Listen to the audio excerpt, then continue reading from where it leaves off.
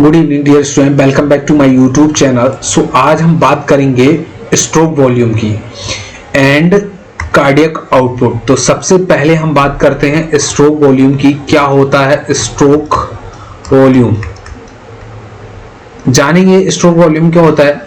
तो सबसे पहले इसकी डेफिनेशन लिख लीजिएगा, the amount of blood pumped by the left ventricle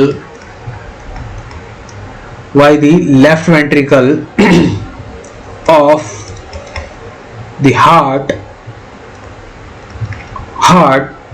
in one contraction,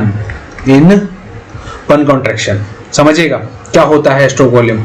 देखिए, हार्ट जब पंप कर रहा है, कॉन्ट्रैक्ट कर रहा है, ठीक है, उस दौरान जो लेफ्ट वेंट्रिकल से ब्लड पंप हो रहा है, ठीक है, जो लेफ्ट वेंट्रिकल से पंप हो रहा है उसको क्या बोलते हैं, स्ट्रोक वॉल्यूम। हार्ट एक बार कॉन्ट्रैक्ट हुआ, उस दौरान जो लेफ्ट वेंट्रिकल से ब्लड पंप हो रहा है, जितना भी अमाउंट में ब्लड पंप हो रहा है उसको क्या बोलते हैं, स्ट्रोक वॉल्यूम। तो देखिए, नॉर्मल तो इसका जो है वैल्यू होता है, वो होता है 70 ml। कितना होता है, 70 ml। तो इसको निकालने का एक सूत्र है। तो देखिएगा, stroke volume is equal to end diastolic volume minus end systolic volume. अब देखिए, एंड डायस्टोलिक वॉल्यूम क्या होता है, एंड सिस्टोलिक वॉल्यूम क्या होता है, अभी हम आगे बात करेंगे, ठीक है, इसकी भी बात करेंगे। And diastolic and systolic volume क्या होता है, and diastolic volume and systolic volume. तो देखिएगा, ये इसका नॉर्मल होता है 120 ml और इसका जो नॉर्मल होता है 50 ml, ठीक है। तो हमने इसको करना है माइनस, क्या करना है, माइनस करना है। तो इसका जो आंसर आएगा वो कितना आएगा, 70 ml। ये है हमारा नॉर्मल, ठीक है। ये कितना हो गया, नॉर्मल स्ट्रोक वॉल्यूम, ये नॉर्मल 70 ml है, ठीक है। एक कॉन्ट्रैक्शन में 70 ml बाहर निकलना है, ठीक है। अब हम देखेंगे एंड डायस्टोलिक वॉल्यूम क्या होता है, ठीक है, क्योंकि अभी एंड डायस्टोलिक वॉल्यूम की बात की थी। तो सबसे पहले हम एंड डायस्टोलिक वॉल्यूम की बात कर लेते हैं। एंड डायस्टोलिक वॉल्यूम, तो जानेंगे एंड डायस्टोलिक वॉल्यूम क्या होता है। तो देखा, इसकी डेफिनेशन लिखिएगा भाई, the total amount of blood which has been filled in each ventricle at the end of diastole मतलब रिलैक्सेशन, ठीक है, डायस्टोल मतलब रिलैक्सेशन। देखिए, जब डायस्टोल हो जाता है, ठीक है, हार्ट क्या है, डायस्टोल है, रिलैक्स कंडीशन में है। तो जितना भी दोनों वेंट्रिकल्स में, दोनों वेंट्रिकल्स में जितना भी एमल ब्लड फिल्ड होता है वेंट्रिकल्स में, जितना भी एमल ब्लड फिल्ड होता है वेंट्रिकल्स में, उनको क्या बोलते हैं, एंड डायस्टोलिक वॉल्यूम। जितना भी एमल फिल्ड होता है, ठीक है। तो नॉर्मल कितना होता है, नॉर्मल हमारा होता है ये 120 ml, नॉर्मल रेट, ठीक है, नॉर्मल वैल्यू। दोनों वेंट्रिकल्स में 120 ml फिल्ड होता है, इसी को हम एंड डायस्टोलिक वॉल्यूम कहते हैं, ठीक है। रिलैक्स के दौरान वेंट्रिकल जब रिलैक्स है तो 120 ml फिल्ड हो जाता है, ठीक है, इसी को हम एंड डायस्टोलिक वॉल्यूम कहते हैं। अब देखेंगे एंड सिस्टोलिक वॉल्यूम, दूसरा एंड सिस्टोलिक वॉल्यूम, ठीक है। एंड सिस्टोलिक वॉल्यूम क्या होता है आप जानेंगे। तो इसकी डेफिनेशन लिख लीजिएगा, द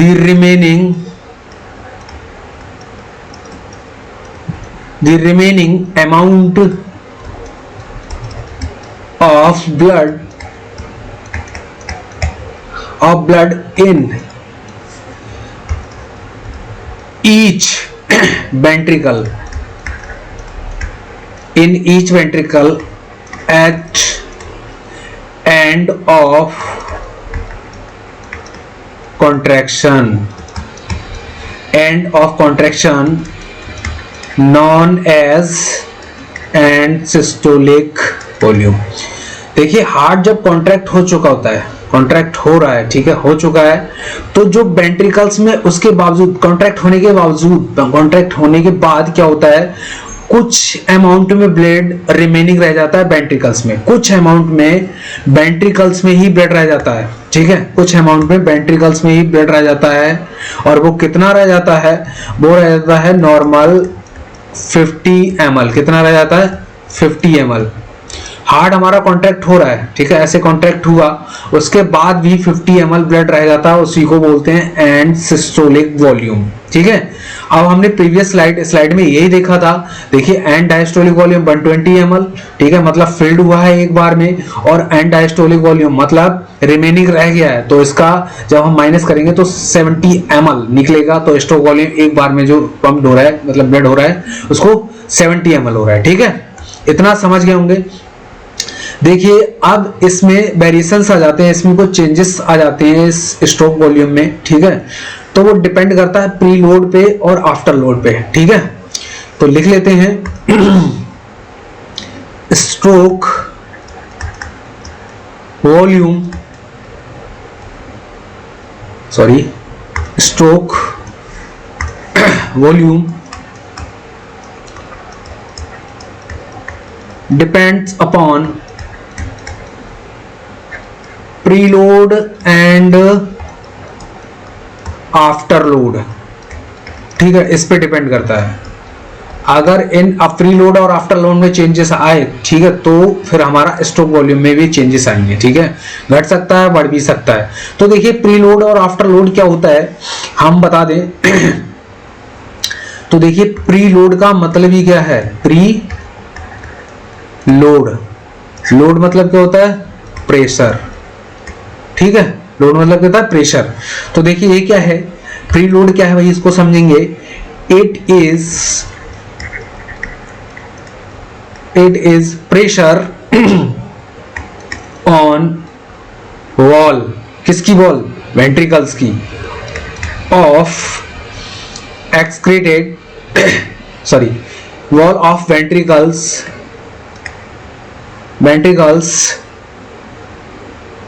excreted by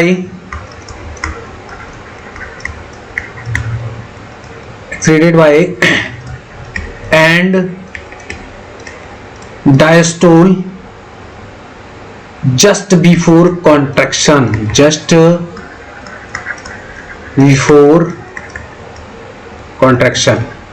देखिए एक ये जो वेंट्रिकल्स है इनके बॉल पे प्रेशर पड़ता है, कब पड़ता है, जब देखिए डायस्टोल हमारा कंप्लीट हो चुका होता है और कॉन्ट्रैक्शन होने वाला होता है, हार्ट ऐसे कॉन्ट्रैक्ट मतलब धड़कने वाला होता है, कॉन्ट्रैक्ट होने वाला होता है, उससे पहले जो प्रेशर पड़ता है उसको क्या बोलते हैं, प्री लोड। और ये प्रेशर कहाँ पड़ता है, बॉल पे, बॉल ऑफ वेंट्रिकल पे प्रेशर पड़ता है, इसको क्या बोलते हैं, प्री लोड। अब इनमें अगर चेंजेस आएगा तो फिर हमारे कार्डियक आउटपुट में भी चेंजेस आएगा। देखिए समझिएगा,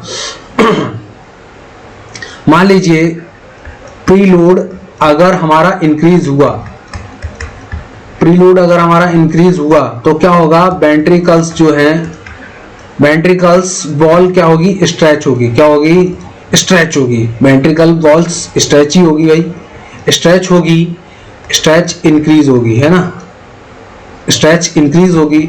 अब जब फिर क्या होगा, force of contraction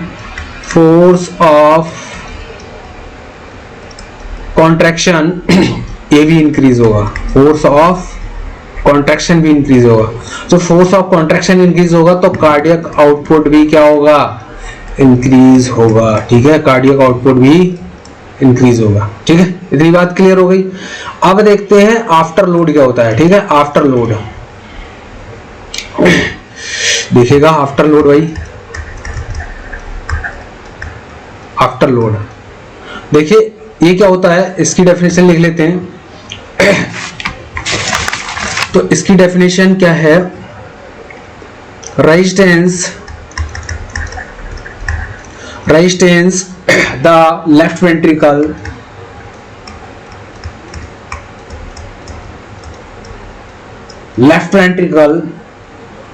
must overcome to pump blood,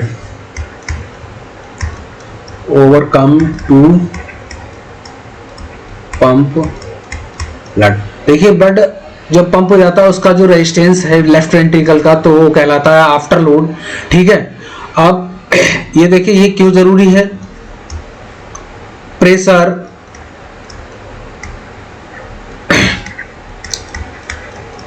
require to open aortic valve. ठीक है, इस प्रेशर से क्या होता है, ऑर्टिक वॉल्व जो है वो ओपन होता है। ठीक है, आफ्टर लोड अगर इसमें चेंजेस आएंगे तो भी चेंजेस आएंगे। ठीक है, अगर आपका आफ्टर लोड इंक्रीज हुआ,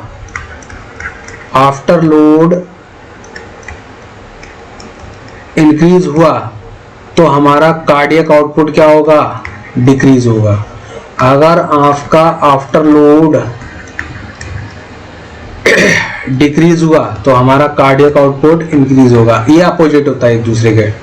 ठीक है, आफ्टर लोड अपोजिट होता है। ठीक है, क्योंकि जब कार्डियक आउटपुट जो आफ्टर लोड है वो डिक्रीज होगा तो कार्डियक आउटपुट इंक्रीज होगा। ठीक है, आई होप ये समझ आ गया होगा। अब हम बात करते हैं कार्डियक आउटपुट की। किसकी बात करते हैं, कार्डियक आउटपुट की। ठीक है, लेकिन उससे पहले मैं इसका जो प्रीलोड आफ्टर लोड का एक इमेज दिखाना चाहूंगा। ठीक है, तो प्रीलोड आफ्टर लोड का क्या होता है भाई, एक इमेज के थ्रू आप देखेंगे तो समझ आ जाएगा इजीली आपको। तो देखिएगा ये हमारा एक इमेज है कार्डियक आउटपुट का जिसमें प्रीलोड और आफ्टर लोड दिया हुआ है। ठीक है, ये जो इसके बॉल पे प्रेशर पड़ रहा है, ठीक है, just end of diastole and start of systole. ठीक है, इस पे जो प्रेशर पड़ रहा है इस बॉल पे, ठीक है, उसको बोलते हैं प्रीलोड। और ये जो जब वेंट्रिकल्स जब मतलब ब्लड पंप हो चुका होता है उसके बाद जो रेजिस्टेंस लेफ्ट वेंट्रिकल पे आता है इसको बोलते हैं आफ्टर लोड। ठीक है, अगर इनमें वेरिएशंस आएंगे तो हमारे स्ट्रोक वॉल्यूम मतलब कार्डियक आउटपुट में भी वेरिएशंस आएंगे। ठीक है, स्ट्रोक वॉल्यूम में भी वेरिएशंस आएंगे। ठीक है, अब हम नेक्स्ट डिस्कस करते हैं कार्डियक आउटपुट क्या होता है, इसके बारे में बात करेंगे। तो हेडिंग डाल देते हैं cardiac output. Cardiac output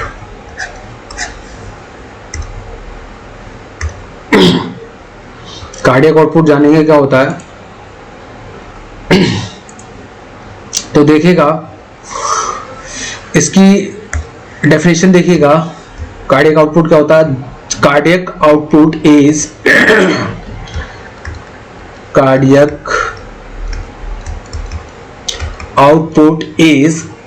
the amount of blood pumped by the heart in 1 minute। देखिए जो हमारा स्ट्रोक वॉल्यूम था वो एक कॉन्ट्रैक्शन में पंप जितना ब्लड हो रहा था उसको कार्डियक अब बोल रहे थे स्ट्रोक वॉल्यूम। लेकिन इसमें क्या हो रहा है, इन 1 मिनट, यहाँ पर 1 लिखना भूल गया तो लिख लीजिए 1 मिनट। ठीक है, इन 1 मिनट, 1 मिनट में जितना भी अमाउंट पंप हो रहा है बाय द हार्ट, जितना भी अमाउंट पंप हो रहा है थ्रू द हार्ट 1 मिनट में, उसको क्या बोलते हैं, कार्डियक आउटपुट। 1 मिनट में जितना भी अमाउंट निकल रहा है, ठीक है, उसको क्या बोलते हैं, कार्डियक आउटपुट। अब देखिएगा इसमें भी कुछ फॉर्मूला होता है, तो देखिएगा ये फॉर्मूला नेक्स्ट पेज पे देख लेते हैं।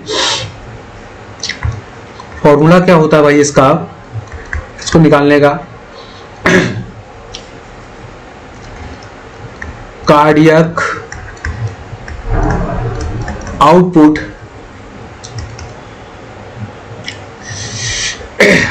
is equal to stroke volume and heart rate। ठीक है, अब हमारा स्ट्रोक वॉल्यूम कितना था आपको पता भाई, मैंने अभी बताया था 70 ml। ठीक है, इसको अगर हम हार्ट रेट से मल्टीप्लाई करेंगे, हार्ट रेट से मल्टीप्लाई करेंगे, अब हमारी हार्ट रेट मान लीजिए 72 है, कितनी है 72 है, तो अप्रॉक्स इसका जो आंसर है, ठीक है, वो 5040 आएगा। अब हम इसको लीटर में देखेंगे तो इसको ये आएगा 5 लीटर, कितना आएगा 5 litre.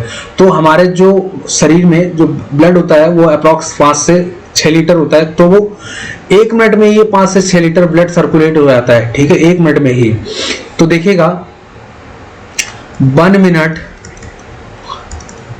5 litre blood eject by outta, eject by outta, ठीक है, इसको क्या बोलते हैं भाई, कार्डियक आउटपुट, ठीक है। अब देखिए ये जो कार्डियक आउटपुट है इसका डिस्ट्रीब्यूशन क्या गया है, ठीक है, कि कौन से ऑर्गन को कितना परसेंट कितना ml मिलता है 1 मिनट में, ठीक है, वो देखेंगे। तो हेडिंग डाल लीजिए distribution of cardiac output, distribution of cardiac output.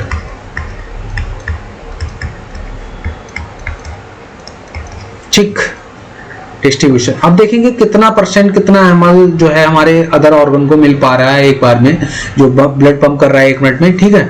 तो सबसे पहले अगर मैं बात करूं तो मैं लीवर देखते हैं, किसको, लीवर को देखते हैं। लीवर को सबसे ज्यादा ब्लड सप्लाई होता है, ठीक है। तो कितना होता है इस कार्डियक आउटपुट का, टोटल कार्डियक आउटपुट का 28 से 30% होता है, 30% टोटल कार्डियक आउटपुट का, ठीक है। और अगर ml की बात करूं तो लगभग 1500 ml होता है, कितना होता है 1500 ml। अब मैं अगर दूसरा ऑर्गन की बात करूं, मैं बात करूं किडनी की, ठीक है, किडनी को भी देख लेते हैं। तो इसका जो है 25 से 26% मिलता है टोटल कार्डियक आउटपुट, ml रहा 1300, ठीक है। नेक्स्ट मैं बात करूं स्केलेटल मसल्स की, स्केलेटल मसल्स की, ठीक है। इसको देखेंगे, इसको टोटल कार्डियक आउटपुट का 18% मिलता है और ml ये रहा 900, ठीक है। नेक्स्ट ब्रेन, ब्रेन देख लेते हैं, टोटल कार्डियक आउटपुट का कितना परसेंट मिलता है भाई ब्रेन को मिलता है 15%, कितना मिलता है 15%, ml रहा 750 ml, ठीक है, approx 750 ml। Next GIT system, GIT and skin, इसको मैं बात करूं तो इसको मिलता है 6%, कितना मिलता है 6, ml रहा 300, ठीक है। नेक्स्ट 6, अगर मैं हार्ट की बात करूं, हार्ट को भी ब्लड की जरूरत होती है, तो भाई 4 से 5% अप्रॉक्स मिलता है, ml रहा 200 से 250 ml, ठीक है, 200 से 250 ml अप्रॉक्स। तो ये टोटल कार्डियक आउटपुट जो अप्रॉक्स हो रहा है 1 मिनट में, तो उसका इतना परसेंट हमारा लीवर को और 25 to 26% जो है किडनी को, 80% हमारा स्केलेटल को, 15% ब्रेन को एंड GIT को एंड हार्ट को, ठीक है, ये डिवाइड हो जाता है। नेक्स्ट इस कार्डियक आउटपुट को ही अफेक्ट करता है, कार्डियक आउटपुट जो है इसका भी कुछ फैक्टर अफेक्टिंग है जिसको अफेक्ट कर सकता है, ठीक है। तो देखिए क्या है, लिख लेंगे, वो भी हेडिंग डाल लीजिए, factor affecting cardiac output, sorry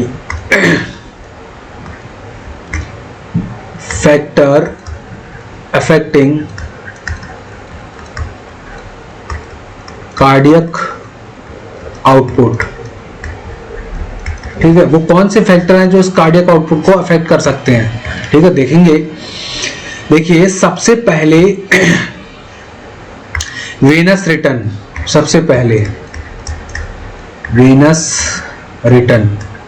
देखिए वेनस रिटर्न क्या होता है भाई, वेनस रिटर्न अगर मैं बात करूं, amount of blood carried, sorry carried by superior vena cava and inferior vena cava known as venous return, ठीक है। जो सुपीरियर वेना केवा से रिटर्न हो रहा है, कैरीड आउट हो रहा है ब्लड, ठीक है, इंफीरियर वेना केवा में के थ्रू, ठीक है, वेनस रिटर्न हो रहा है, मतलब इंफीरियर वेना केवा और सुपीरियर वेना केवा में जो रिटर्न हो रहा है ब्लड, उसको क्या बोलते हैं हम? Venus return. अगर रिटर्न कम होगा तो हमारा कार्डियक आउटपुट भी कम होगा, ठीक है, क्योंकि वेनस रिटर्न जब होगा, वेनस रिटर्न कम होगा तो हमारा कार्डियक आउटपुट कहां से आएगा? नेक्स्ट, अगर प्रीलोड में कुछ चेंजेस आए तो इसमें भी अफेक्ट हो सकता है। नेक्स्ट, आफ्टर लोड, अगर आफ्टर लोड चेंजेस हुआ है, ठीक है, वेरिएशंस आए हैं तो आफ्टर मतलब कार्डियक आउटपुट भी चेंज हो सकता है। नेक्स्ट, अगर मैं बात करूं चौथा, हार्ट रेट, ठीक है, हार्ट रेट, हार्ट रेट में अगर वेरिएशंस आए तब भी हमारा जो कार्डियक आउटपुट है वो अफेक्ट हो सकता है। अगर किसी का, मान लीजिए एग्जांपल के लिए मैं बता रहा हूं, देखिए अगर किसी का 70 से 130 अगर HR हुआ तो हमारा कार्डियक आउटपुट इंक्रीज होगा, ठीक है। अगर यही 130 से 160 हुआ तो कार्डियक आउटपुट क्या होगा? स्टेबल होगा, नॉर्मल हो सकता है, ठीक है। अगर यही हार्ट रेट 160 टू 180 आ गई तब कार्डियक आउटपुट होगा decrease, cardiac output decrease. Reason क्या है? रीजन देखिए, ventricles not proper relax, not proper relax. अच्छा, वेंट्रिकल प्रॉपर रिलैक्स ही नहीं होंगे, वेंट्रिकल जब प्रॉपर रिलैक्स ही नहीं होंगे तो फुल फिल नहीं होंगे, पूरा फिलिंग नहीं होगी, ठीक है। फिलिंग नहीं होगा तो कार्डियक आउटपुट नहीं आएगा, नहीं आएगा कार्डियक आउटपुट। आई होप इतना समझ गए होंगे, ठीक है। कुछ देखिए कुछ और फैक्टर अफेक्टिंग है। अदर्स की बात करूं तो कुछ पैथोलॉजिकल, देखिए इंक्रीज है और सॉरी अदर फैक्टर लिख लेते हैं पूरा पहले, अदर फैक्टर हैं, ठीक है। तो देखिए इंक्रीज भी कर रहे हैं और कुछ फैक्टर इसको डिक्रीज भी कर रहे हैं, डिक्रीज भी कर रहे हैं। तो इंक्रीज अगर मैं बात करूं तो ये फिजियोलॉजिकल कंडीशन है, फिजियोलॉजिकल कंडीशन है। अगर हम एक्सरसाइज कर रहे हैं, ठीक है, तो इंक्रीज होगा, एक्सरसाइज कर रहे हैं इंक्रीज होगा। अगर हम रनिंग कर रहे हैं इंक्रीज होगा, ठीक है। हैवी वर्क कर रहे हैं इंक्रीज होगा, ठीक है। और अगर मैं पैथोलॉजिकल की बात करूं, हाँ इधर देख लेते हैं, डिक्रीज,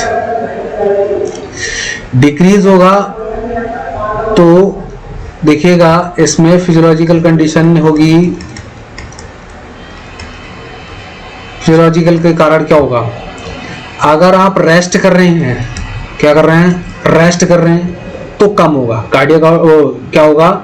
हमारा जो कार्डियक आउटपुट है वो कम होगा, ठीक है। अगर आप स्लीपिंग कंडीशन में हैं तो कार्डियक आउटपुट कैसा होगा? कम होगा, ठीक है, डिक्रीज होगा। और यहीं पर अगर मैं पैथोलॉजिकल की बात करूं, पैथोलॉजिकल की बात करूं तो इसमें क्या होगा? अगर हार्ट फेलियर हो गया, किसी का हार्ट फेल हो गया, हार्ट फेलियर हो गया तो क्या होगा? कम होगा, कार्डियक आउटपुट क्या होगा? कम होगा, ठीक है। तो इधर देखिए, इसमें अगर मैं पैथोलॉजिकल की बात करूं, इसमें पैथोलॉजिकल अगर कंडीशन है, फिजिकल, फिजियोलॉजिकल कंडीशन मतलब फिजिकल अगर हम कुछ काम कर रहे हैं, ठीक है, फिजियोलॉजिकल या हम रेस्ट कर रहे हैं, अपनी बॉडी को रेस्ट करा रहे हैं या वर्क कर रहे हैं तो इंक्रीज हो सकता है, अगर रेस्ट कर रहे हैं तो डिक्रीज हो सकता है। पैथोलॉजिकल कंडीशन मतलब कुछ अबनॉर्मल, बॉडी में कुछ ऐसी प्रॉब्लम्स, ऐसी समस्याएं आ गई हैं जिसकी वजह से इंक्रीज या डिक्रीज हो रहा है। तो पैथोलॉजिकल कंडीशन अगर मैं बात करूं, देखिए एक तो हाइपरथायराइडिज्म हो गया है आपको, हाइपरथायराइडिज्म, ठीक है, हाइपरथायराइड हो गया है। नेक्स्ट प्रेगनेंसी हो गई है, प्रेगनेंसी में वही इंक्रीज होता है, ठीक है। ऐसी कुछ कंडीशंस हैं जिसमें फैक्टर जो कार्डियक आउटपुट है वो अफेक्ट हो सकता है, ठीक है। आई होप आपको ये टॉपिक क्लियर हो गया होगा। अगर इस टॉपिक के रिगार्डिंग आपको कोई भी डाउट है, ठीक है, तो मुझे कमेंट बॉक्स में बता सकते हैं। और आपको ये वीडियो अच्छी लगी तो चैनल को हमारे लाइक कर सकते हैं, सब्सक्राइब करें एंड कमेंट करें, ठीक है। Thank you so much.